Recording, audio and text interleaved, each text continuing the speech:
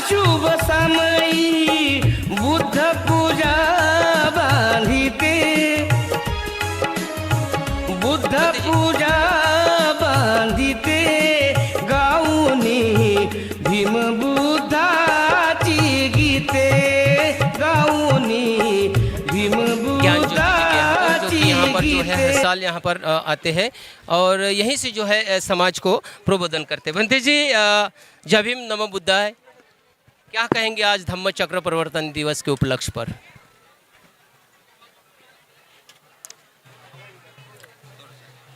धम्म चक्र प्रवर्तन,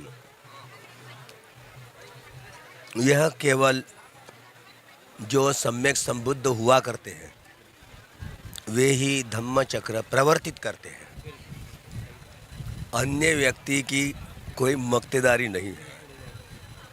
लेकिन त्रिपिटक में से हमको सीधा सीधा शब्द मिल गया तो अपने लोग बड़े अपने आप को विद्वान समझने वाले लोग, क्या शब्द मिला बंते? 14 अक्टूबर 1956 को पवित्र दीक्षा भूमि पर बाबा साहब अम्बेडकर जी ने धम्म चक्र प्रवर्तित किया, ऐसा कहने लगे। अगर पाली भाषा के जो जानकार है लोग हंसेंगे, पाली भाषा का इस्तेमाल कहाँ कहाँ कैसे करना है पाली भाषा के जानकार जानते हैं। तो हम लोग कौन सा शब्द कहाँ इस्तेमाल करना ये आ जाना चाहिए। नहीं तो हमारे पाली के बड़े बड़े प्रोफेसर जो पीएचडी करने वाले वे भी यही करते हैं, धम्म चक्र।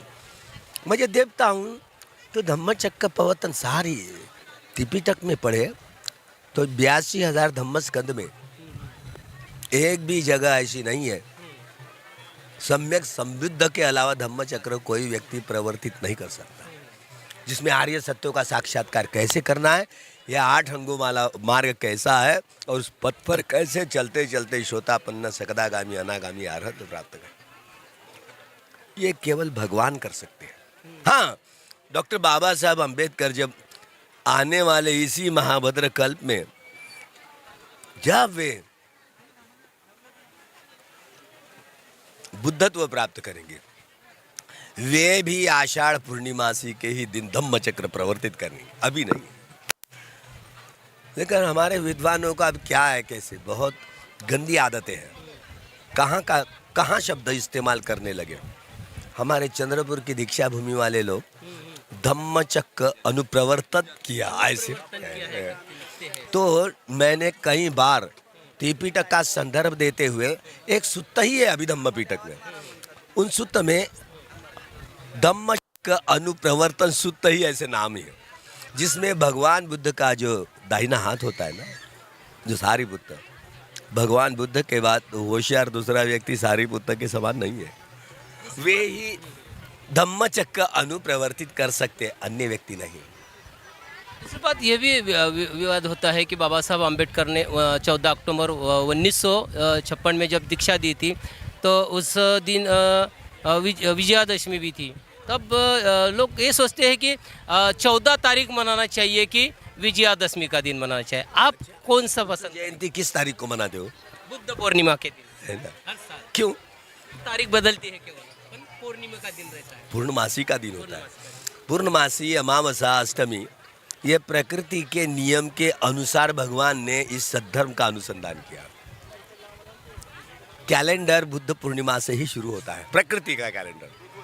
अब जब हमारी सत्ता आएगी तब हम प्रकृति का कैलेंडर वैशाख पूर्णिमा से शुरू करेंगे।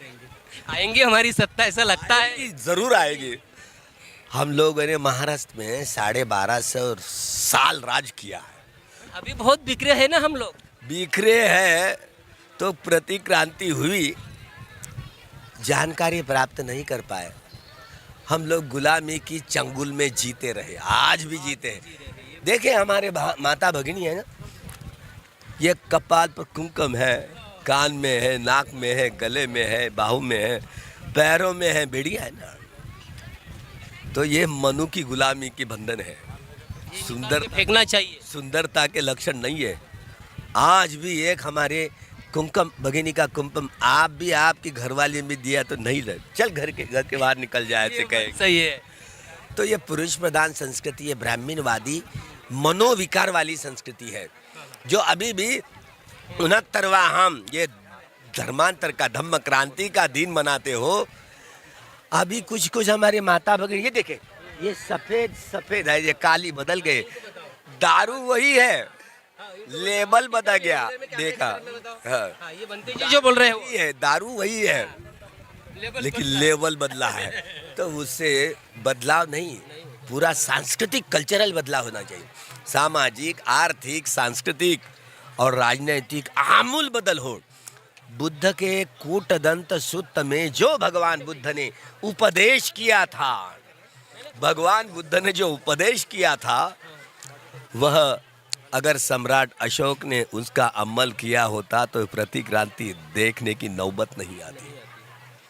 बृहद्रथ ने 2 साल राज किया और यह पुष्यमित्र सिंह द्वारा जो हादसा हुआ, 10वें राजा का खात्मा किया।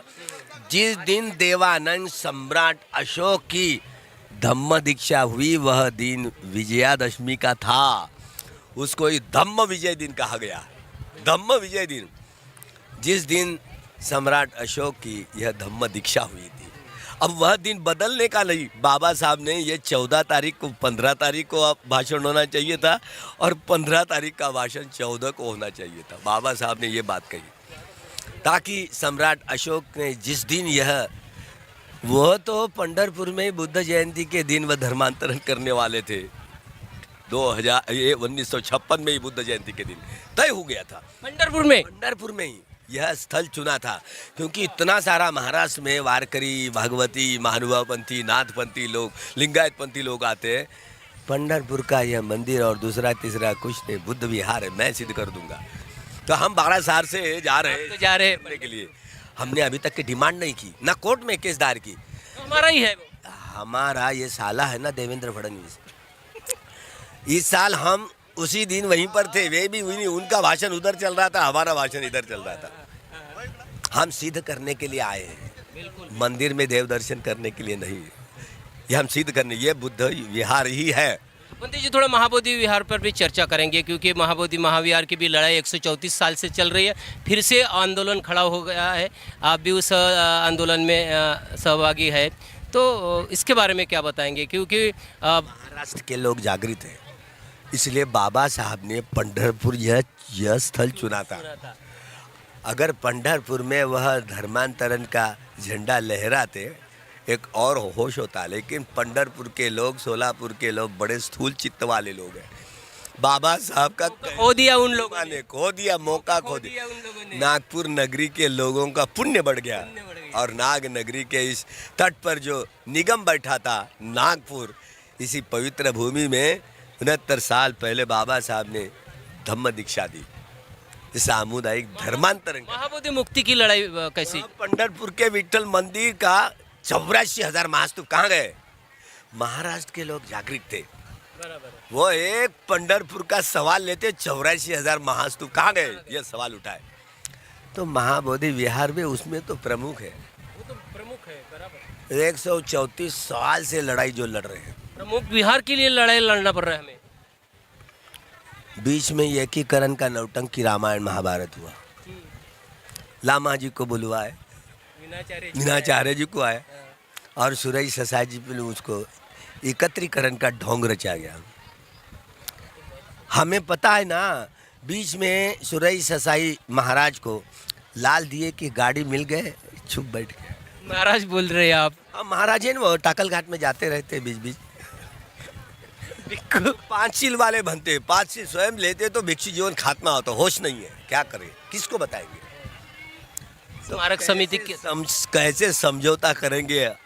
हमें लालच में नहीं है, लड़ाई आर पार हुई। अभी मीनाचार्य जी ये लड़ाई लड़ रहे हैं, 68 दिन जेल में भी लड़का है, नया लड़का है, तो आप लोगों का आशीर्वाद है मीनाचार्य जी को? अरे हम साथ में, आप साथ में है। 12 फरवरी को भी आप जाएंगे? 12 फरवरी को मैंने ऐलान किया, बिल्कुल, हाँ, हमने ये ना 12 फरवरी को हम कोई अनशन नहीं करेंगे। नेपाल में जैसा हादसा हुआ ना, ये तो बहुत बड़ा इशारा दे रहे बनते जी। नेपाल में जैसा हादसा हुआ, हाँ। सब लोग इकट्ठा 12 फरवरी को इकट्ठा संसद को घेराव करेंगे। कितने लोग आएंगे 12 फरवरी को? आप ऐलान कीजिए लोगों को। बोल नहीं सकते। अगर ये युवा लोग आए ना, तख्त बदल जाएगा, ताज बदल जाएगा। उनको भागना पड़ेगा। हम ये आदेश नहीं देंगे उस वक्त कि संसद जला डालो, सुप्रीम कोर्ट जला डालो। हम कानून के दायरे में चलने वाले लोग हैं। हम ना आपको पत्थर फेंकने का आदेश देंगे, ना संसद या कोई सुप्रीम कोर्ट का जलाने का आदेश नहीं दे सकते। हमारी संपदा है वो, हम काहे जलाएंगे। जो ईवीएम के मुताबिक लाद करके इन चोरों ने वो वोटिंग जो लिस्ट है, इतनी फेक लिस्ट बना करके, चुनाव आयोग चोर है, इस देश की सरकार चोर है, चोरी करके वह ईवीएम हैक करके वो सत्ता पर गैर कानूनन सरकार बैठ गई। और आप इस देश के लोग, पता नहीं लोग है कि नहीं, मरे हुए मुर्दों के समान है। अरे इनको हटाना चाहिए ना। अभी ठंड काल आला है, यहाँ विधानसभा का अधिवेशन होगा, होने ही नहीं देना। अगर नागपुर के लोग इकट्ठा आ गए ना तो विधानसभा रह नहीं सकती। राजनीतिक लोग इकट्ठा आएंगे ऐसा लगता है बंटी जी? राजनीतिक लोगों से बात नहीं हो रही, वो चाहे सत्ता पक्ष हो या चाहे विपक्ष हो, चाहे अपने पार्टी वाले लोग हो, सब भागने पड़ेंगे, सब भागते रहेंगे। जनता एक साथ अगर आती है, यही बात है। युवा लोग जनता की बात नहीं करेंगे, युवा लोग बदल सकते हैं। तो युवा लोगों को ऐलान करता है, अब और भी घूमेंगे, युवा लोगों को ऐलान करेंगे। यह सत्ता बदलने की बात है, महाबोधि महाविहार की बात, श्रमण संस्कृति और ब्राह्मण संस्कृति की करार की बात है, दरार की बात है। लालू यादव को ऐलान करेंगे, लालू जी आप भगवान बुद्ध का दर्शन करने के लिए पूरे परिवार के साथ जाते हैं। वहाँ पर तो नीतीश जी अभी। यादव जी आप लोग बुद्धिस्ट थे, आपको जानकारी नहीं है, आप भलाई पढ़े लिखे हो, लेकिन वो इतिहास को गवा बैठे ना। लालू जी जरा सोचो, आखिरी का मौसम है। लालू जी ने एक दिन अपने होश में आकर के हम बुद्धिस्ट बनेंगे ऐसे ललकारा ना, तो उथल पुथल हो जाएगा, राजनीतिक सत्ता में उथल पुथल हो जाएगी। कोई राजनीतिक दल बोलने के लिए तैयार नहीं है। महाबोधि के विषय में 14 MP लोगों ने सवाल संसद में उठाया, 13 MLA ने विधानसभा में उठाया, लेकिन बोलने के लिए सरकार राजी नहीं है। इसका मतलब क्या है कि उनके मन में देना नहीं है। बीच में सुलेखा भाई ये केस है, आर्गुमेंट पिटीशन और दायर करने के बाद आर्गुमेंट तो ठीक हुआ। हाँ, 26 जनवरी 1950 को जो यह कानून का अमल शुरू हुआ, एक व्यक्ति एक मत एक वोट, निरस्त नहीं, रिजेक्ट कर दी गई है। तो इतना एकदम रिजेक्ट कर दी, नकार दी गए, हमको सुनना ही नहीं तुम्हारी बातें। मतलब क्या है, कैसे कोर्ट है? अरे भाई अब 134 साल से मामला पड़ा हुआ है। अभी तो चीफ जस्टिस हमारे भूषण गवई साहब है, हमारे भाईजान भूषण गवई जी साथ में है। तो हमने पहले ही हमारा कहना उनकी माता जी के पास में तो भेजा था कि यह ईवीएम बंद करके बैलेट पेपर शुरू करे, आदेश दे। अगर मैं उस जगह होता ना, 15 दिन में फैसला लगाता। पहला फैसला वही रहता आपका। ईवीएम हैक करके ये सत्ता बेकानूनन सत्ता पर आई हुई है, स्वयं संज्ञान लेना और इन सब केंद्र सरकार और राज्य सरकार को बर्खास्त करना। 6 महीना इमरजेंसी, 6 महीने के बाद फिर से बैलेट पेपर चुनाव घोषित करना है। यह संविधान की सुरक्षा सुप्रीम कोर्ट कर सकता है। अगर चाहे तो महाबोधि विहार दे सकता है। अगर उन्होंने ये फैसला किया, हमारे लिए कितनी, हम तो रिपब्लिकन पार्टी का नेता बनाएंगे हम लोग उनको। इतिहास में भी नाम दर्ज होगा उनका। दूसरा मिनी बाबा साहब अम्बेडकर देखे लोग। ये तो हम लीडर बनाएंगे। मान लो अगर वो हिम्मत है हमारे भाईजान में, तो मैदान में उतरे, मरने के लिए ना डरे, मैदान में उतरे, हम बहुत स्वागत करेंगे। अगर आपके पटल पर यह सब्जेक्ट आया था बिल का, मुस्लिम भाइयों का वक्त बिल का, उनके टेबल पर फाइल अब खिसक गई। अगर वो चाहते तो रिजेक्ट कर देते। यह मामला है ना, जानबूझकर रिजेक्ट कर देते, मतलब नहीं है, लेकिन नहीं किया ना भाईजान ने, इसलिए उनके पटल पर अगर ये केस आती है, मुझे नहीं गारंटी कि वो उनके टेबल से ऐसे खिसक जाएगी। क्या कर पाएंगे हम लोग? कारण तो यही कुछ दे लोग। अगर इसीलिए कोर्ट से हमें न्याय मिलेगा इसकी कोई गारंटी नहीं रहेगी, नहीं रहेगी। अगर मान लो ये राम मंदिर का मसला अगर चाहे आज भी, ये इतने दिन मौका है ना, वो तो बाबरी महाविहार था, आज भी अगर स्वयं संज्ञान ये तो राम मंदिर का खात्मा कर सकते हैं, सुप्रीम कोर्ट संविधान की सुरक्षा कर सकते हैं, लेकिन वो हिम्मत चाहिए। सरकार उनकी है, हिम्मत, सरकार भलाई उनकी है, लेकिन सुप्रीम कोर्ट हमारा है और वो संविधान सबसे श्रेष्ठ है। ना संसद है, ना राष्ट्रपति है, ना सुप्रीम कोर्ट है। तो संविधान उसका अमल कर सकने की ताकत सुप्रीम कोर्ट में है। अगर उन्होंने अमल किया तो राजा बन जाएगा, हम राजा बनाएंगे। देव वस्तु काले न सस्य संपत्ति हे तु जफी तो बहुतु लोको ज राजा बहुतु दम्मी को, राजा बनाएंगे हम लोग। अगर हिम्मत गवा बैठे हम क्या कर पाएंगे? हम रास्ते पर की लड़ाई लड़ेंगे। इसलिए 12 फरवरी को आह्वान किया सारे विश्व के बुद्धिस्ट लोगों, आओ और संसद को घेराव करो, संसद को हकाल डालो।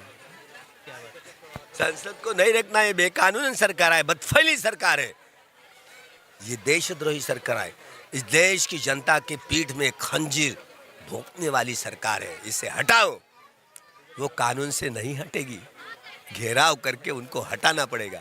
हाँ जरूर वो गोलीबार करेंगे जैसे किसानों पर गोलीबारी हुई थी, है ना।